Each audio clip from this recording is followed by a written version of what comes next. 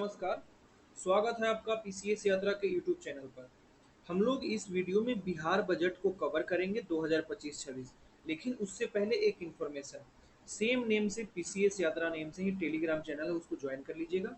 वहाँ पर क्या मिलेगा, आपको ढेर सारा पीडीएफ मिल जाएगा। उसके बाद क्या मिलेगा, बिहार दरोगा का भी प्रैक्टिस सेट वहाँ पर होता है, वो भी आपको मिल जाएगा। अब तक हम लोग ने लगभग 150, शायद 150 से 149 सेट कवर किया है। इसके साथ ही आपको वहाँ weekly test plus weekly schedule भी बीपीएससी के लिए मिल जाएगा। तो आइए जुड़िए हमसे। चलिए स्टार्ट करते हैं। यह पीडीएफ भी आपको डिस्क्रिप्शन में मिल जाएगा और यह बाईलिंगुअल है, तो यहाँ एक तरफ हिंदी और एक तरफ इंग्लिश है। तो चलिए हम लोग स्टार्ट करते हैं। बिहार बजट 2025-26 का कुल आकार कितना है? 3.17 लाख करोड़ है। 2024-25 में 2.78 लाख करोड़ था। वहीं अब कितना इस बार ज़्यादा है? 38,169 करोड़ ज़्यादा है यह। ठीक है। बजट में कितनी की वृद्धि हो गई है? 13.69% की वृद्धि हुई। कैसे याद रखना है? 13 और 13 का स्क्वायर 69, ऐसे करके याद रख लेना है। 169 जो भी होता है। सात निश्चय 2 के लिए 5,972 करोड़ रुपए दिया गया है। वर्तमान कीमत पर बिहार का जीएसडीपी यानी कि ग्रॉस स्टेट डोमेस्टिक प्रोडक्ट, उसका अनुमान 10.97 लाख करोड़ लगाया गया है। वर्तमान कीमत यानी कि मार्केट प्राइस पर। एक होता है फैक्टर कॉस्ट, यानी कि जो 2011-12 जिसको आधार वर्ष माना गया, उस पर नहीं, मार्केट प्राइस जो कि वर्तमान में कितना दाम है किसी चीज का, उसके आधार पे। 2023-24 में इस चीज को हम लोगों ने मार्केट प्राइस फैक्टर कॉस्ट, इसको इकोनॉमिक क्लास में कवर किया है। लिंक मिल जाएगा डिस्क्रिप्शन में, ज्वाइन कर लीजिएगा। 2023-24 में बिहार की प्रति व्यक्ति जीएसटीपी 66,828 रुपया था, जो मेरे ख्याल से देश में सबसे कम है या फिर सेकेंड लास्ट है। भारत की प्रति व्यक्ति जीएसडीपी 2,15,935 है। कितना है? 2,15,935 रुपया। वहीं देखिए बिहार का कितना है? 66,828, काफी कम है। 2023-24 में सेवा क्षेत्र में सबसे ज्यादा वृद्धि हुआ, यह बिहार में भी और भारत में भी। बिहार का कुल व्यय देख लिए हम लोग, 3.17 लाख करोड़ है। राजस्व व्यय कितना करेगा बिहार 25-26 के बजट में? 2.52 लाख करोड़।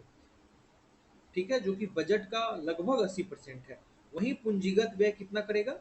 64,895 करोड़, जो कि लगभग 20% के बराबर है।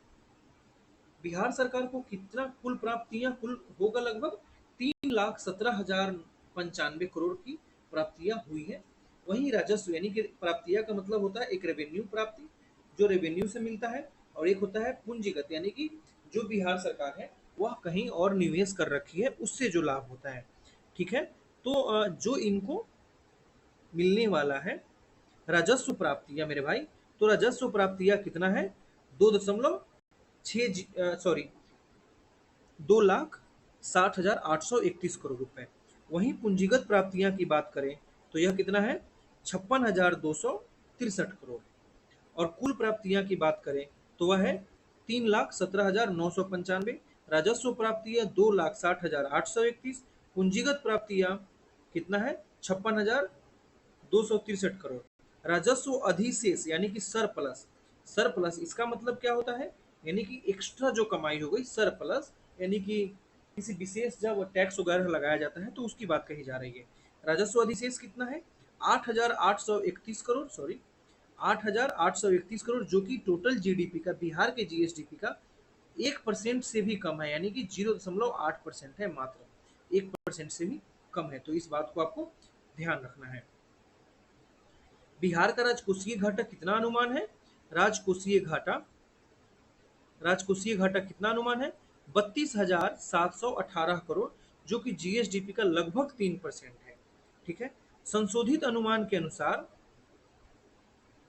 एफडी यानी कि फिक्स डिपॉजिट लक्ष्य कितना रखा गया है जीएसडीपी का? कितना रखा गया है मेरे भाई? यह रखा गया है 3%। कितना है? यह 3% यह लक्ष्य रखा गया है। ठीक है। आइए आगे देखते हैं। सबसे ज्यादा किसको मिला है? शिक्षा विभाग को मिला है। सबसे ज्यादा किस डिपार्टमेंट को मिला है? शिक्षा विभाग को। कितना मिला है? 60,964 करोड़, जो कि जीएसडीपी का 19.24% है। और यह लाइन आपको याद रखना है।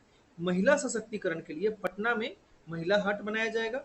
सभी 8,053 पंचायत, ध्यान रखना है बिहार में कितने पंचायत है, 8,053 पंचायत में गरीब कन्याओं के विवाह के लिए क्या बनेंगे, मंडप बनेंगे। सभी पंचायत में यह मंडप बनाएगी बिहार सरकार।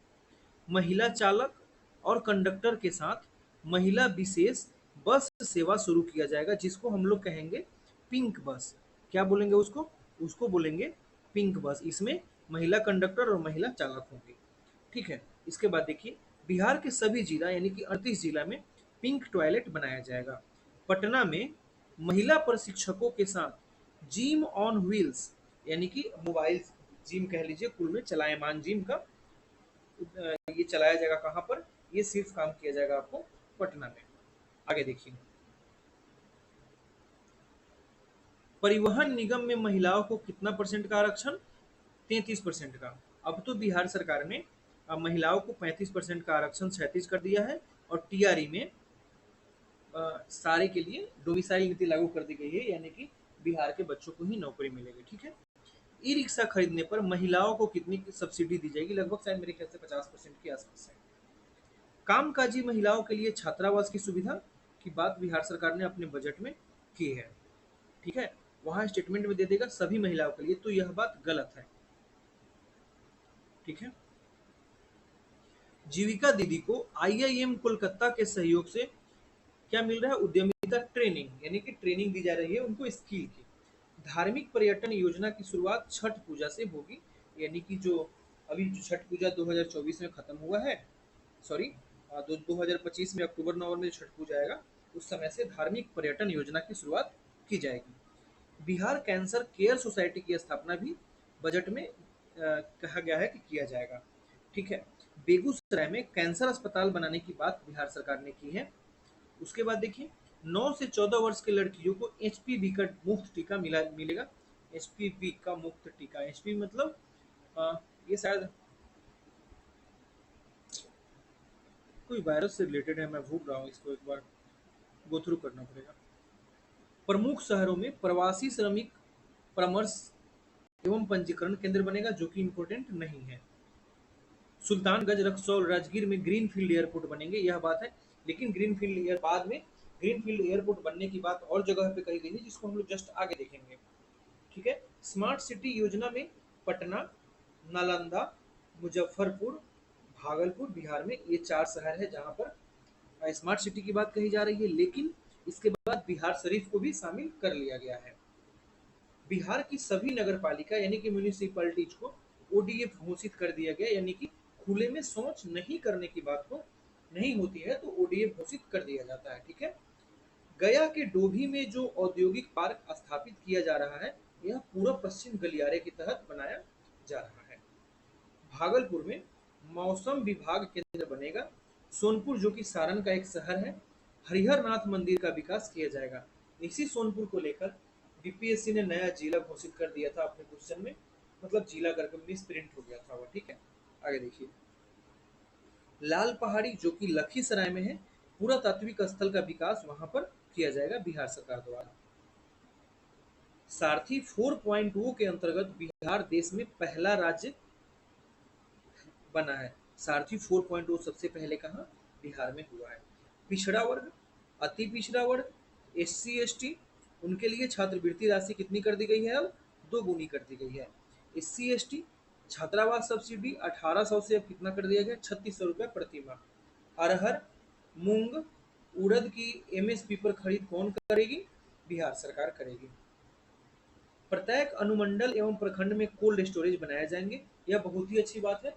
खाद्य प्रसंस्करण उद्योग के तहत क्या होगा, अब इससे विकास किया जाएगा। कोल्ड स्टोरेज रहेगा तो जो भी हमारे खाद्यान्न होंगे कम से कम यह क्या होगा, वह कम से कम नाश होगा। ब्लॉक लेवल पर तरकारी सुधा स्टोर खोला जाएगा। बिहार मिलेट मिशन के तहत मोटे अनाज की खरीदारी की जाएगी, बढ़ावा मिलेगा। ठीक है, गया के सॉरी सॉरी क्या हुआ भाई,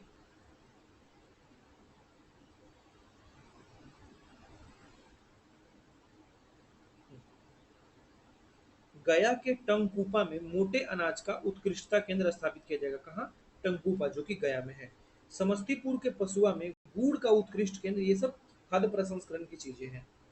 वैशाली के विदुपुर में पान के लिए उत्कृष्टता केंद्र की स्थापना की जाएगी। जमुई के कुंड घाट जलाशय योजना लगभग पूर्ण हो गया, ध्यान रखना है। कुंड घाट जलाशय योजना कहाँ है? अगर ये पूछे तो यह कहाँ है? जमुई में है। ठीक है, आगे देखिए। डॉपलर रडार नेटवर्क का पहला चरण पश्चिम चंपारण एवं भागलपुर में। कहाँ पर मेरे भाई? पश्चिमी चंपारण और एक है भागलपुर, यह याद रखना है आपको।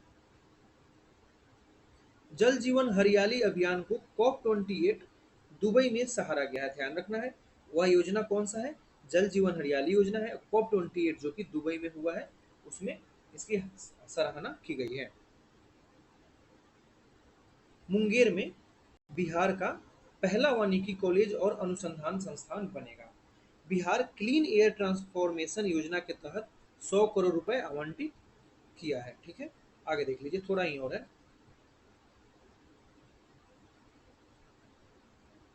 बिहार ग्रीन डेवलपमेंट फंड के लिए 25 करोड़ रुपए निर्धारित किया है। राष्ट्रीय जल पुरस्कार 2022 में बिहार को तीसरा स्थान मिला है।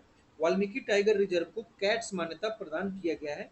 कैट्स इसमें जो कि 6 प्रकार की प्रजाति को वहां पर तेंदुआ की बिल्ली की प्रजाति को रखा गया है उसके तहत। ठीक है, आगे देखिए। कैमूर वन्यजीव अभयारण्य को दूसरा टाइगर रिजर्व बनाने की मंजूरी NTCA द्वारा दे दी गई है। केंद्र सरकार से बिहार को मखाना बोर्ड का सौगात मिला है। ठीक है, राष्ट्रीय खाद्य प्रौद्योगिकी एवं प्रबंधन संस्थान की स्थापना भी बिहार में की जाएगी।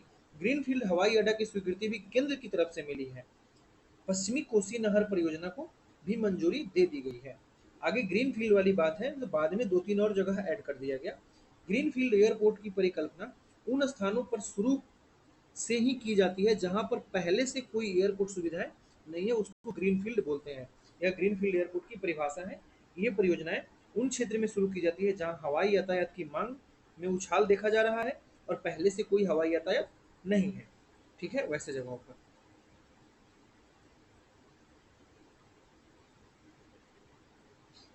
ठीक है, बिहार में 3 ग्रीनफील्ड और 8 ब्राउन फील्ड एयरपोर्ट की बात कही गई है।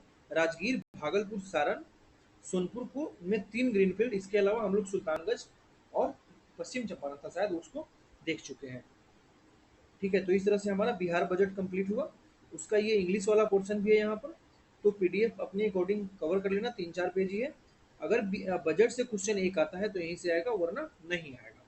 ज़्यादातर आपको फोकस कहाँ करना है? डेफिसिट पे, GDP पे, मतलब ज़्यादातर आपको फोकस करना है इस वाले पोर्शन पे, ज़्यादातर फोकस करना है।